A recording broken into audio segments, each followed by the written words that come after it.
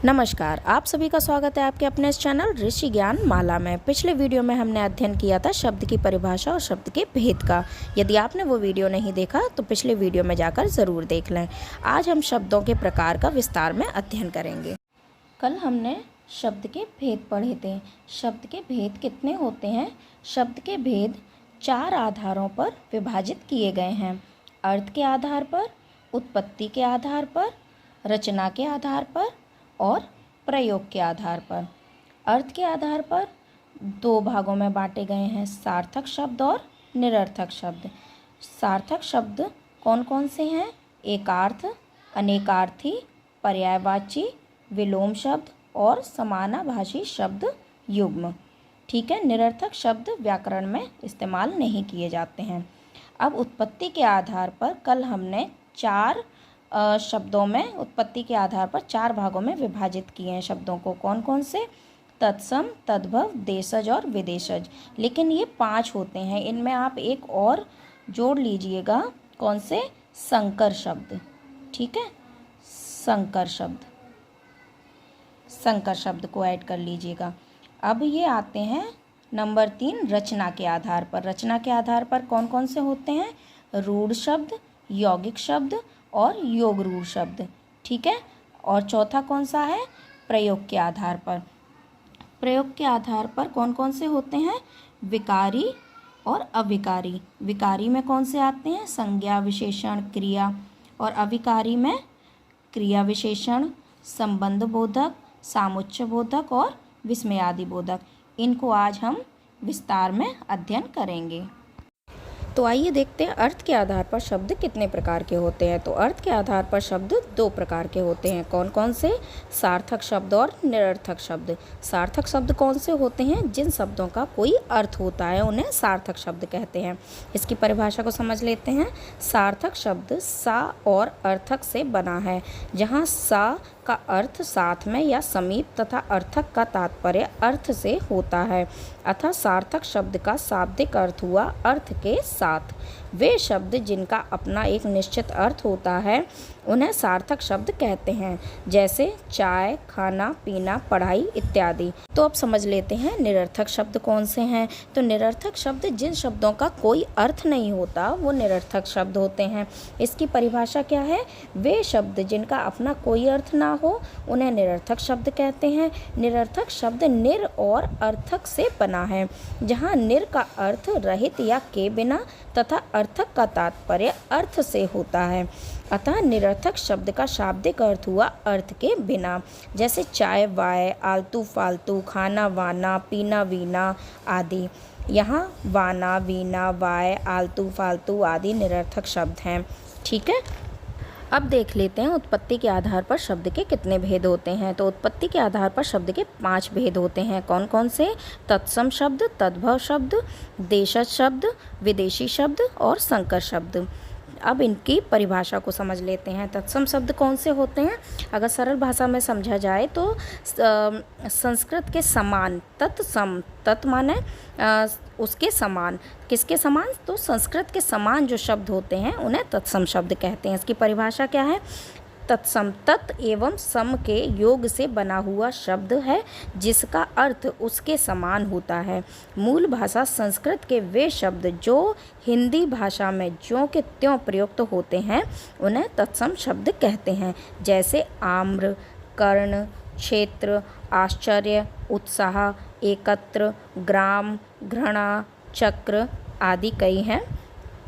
अब देखते हैं तद्भव शब्द की परिभाषा। तो तद्भव शब्द कौन से होते हैं? इसको सरल शब्दों में समझा जाए तो तद्भव उससे उत्पन्न हुए, मतलब संस्कृत से जो संस्कृत से बने हुए शब्द होते हैं उन्हें तद्भव शब्द कहते हैं। इसकी परिभाषा क्या है?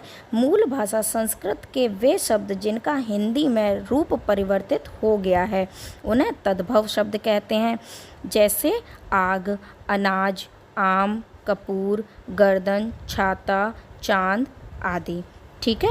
अब आते हैं देशज शब्द की परिभाषा पर। तो देशज शब्द कौन से होते हैं?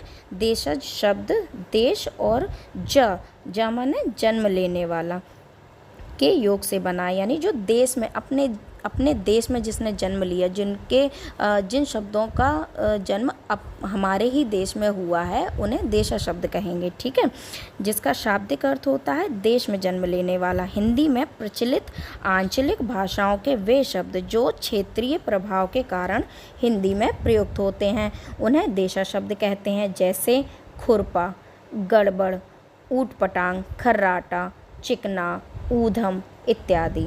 अब आते हैं विदेशी शब्द पर। तो विदेशी शब्द कौन से होते हैं? विदेशी शब्द मूल भाषा संस्कृत एवं हिंदी के अतिरिक्त अन्य विदेशी शब्द कहलाते हैं।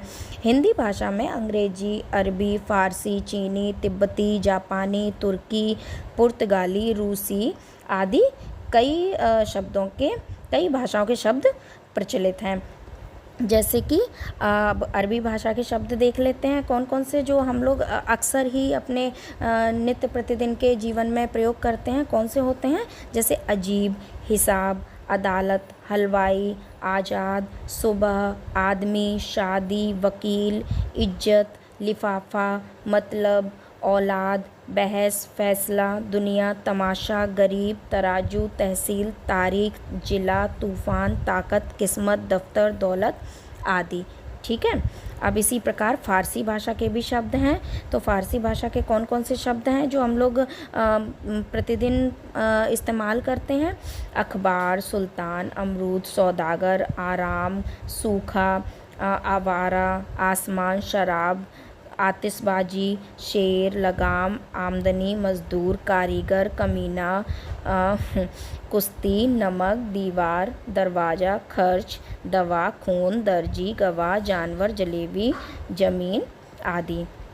ठीक है, अब अंग्रेजी भाषा के शब्द कौन कौन से हैं? Sweater, scooter, engineer, cement, cylinder, x ray, agent, suit, shirt, class, collector, lottery, camera, building, powder, doctor, university, car, copy, pen आदि। ठीक है, और पुर्तगाली भाषा के कौन कौन से शब्द हैं जो हम प्रतिदिन यूज़ करते हैं? जैसे अचार, साबुन, संतरा, आलपेन, कमीज, गोदाम, बस्ता, बटन, बाल्टी, चाबी, पतलून, इन सब का हम अक्सर ही यूज़ करते हैं ना, इस्तेमाल करते हैं। अब तुर्की भाषा के ऐसे कौन से शब्द हैं जिनका हम रोज़मर्रा में इस्तेमाल करते हैं? जैसे बहादुर, लाश, मुग़ल, उर्दू, बेगम, बीवी, खंजर, कालीन, बारूद, चुगली, चेचक, कैंची, काबू, कुर्की आदि। ठीक है, अब फ्रांसीसी भाषा के शब्द देख लेते हैं। Soup, menu, marshal, restaurant, mayor, table, कारतूस, काजू आदि। ठीक है, और चीनी भाषा के शब्द कौन कौन से हैं? जैसे चाय, लीची, तूफ़ान। हाँ, डच भाषा के शब्द तुरुप, बम, चिड़िया, ड्रिल। जर्मनी भाषा के किंडर गार्डन। जापानी भाषा के शब्द रिक्शा, सायोनारा। तिब्बती भाषा के शब्द लामा, डांडी। रूसी भाषा के शब्द कौन से हैं? जार, सोवियत, रूबल, स्पुतनिक, बुजुर्ग। और यूनानी भाषा के शब्द academy, atom, Atlas, telephone, Bible. ठीक है, तो इन शब्दों को हम लोग रोज़मर्रा की अपने दिन प्रतिदिन की दिनचर्या में इस्तेमाल करते हैं ना। ठीक है, अब समझते हैं संकर भाषा की परिभाषा। तो वो संकर शब्द की परिभाषा, संकर शब्द की क्या परिभाषा है? कौन से होते हैं ये संकर शब्द?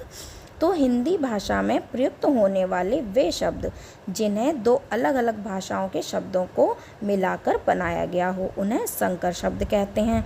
जैसे तपेदिक, टिकट घर, नेक नियत, जांचकर्ता, रेलगाड़ी, कभी दरबार इत्यादि। तो आज के वीडियो में हम शब्द के इन दो प्रकार का ही अध्ययन करेंगे। बाकी के दो प्रकार रचना के आधार पर शब्द के भेद व प्रयोग के आधार पर शब्द के भेद का अध्ययन हम अगले वीडियो में करेंगे। टुकड़ों में अध्ययन कराने का प्रयोजन इतना ही है कि जो भी समझाया जाए वो आपको अच्छे से समझ में आ सके। आशा करती हूँ आपको ये वीडियो उपयोगी लगा होगा। यदि लगा है तो लाइक और कॉमेंट करके ज़रूर बताइएगा। ये बिल्कुल फ्री है, आपके लिए बिल्कुल फ्री है, लेकिन मेरे लिए मोटिवेशन का काम करता है। और प्लीज़ वीडियो को पूरा ज़रूर देखें और ऐसे ही उपयोगी विषयों का अध्ययन करने के लिए चैनल को सब्सक्राइब करें, बेल आइकन को प्रेस जरूर करें, जिससे जैसे ही वीडियो अपलोड किया जाए उसका लिंक आपके मोबाइल फ़ोन पर आ सके। साथ ही ज़्यादा से ज़्यादा लोगों में इसे शेयर करें। धन्यवाद।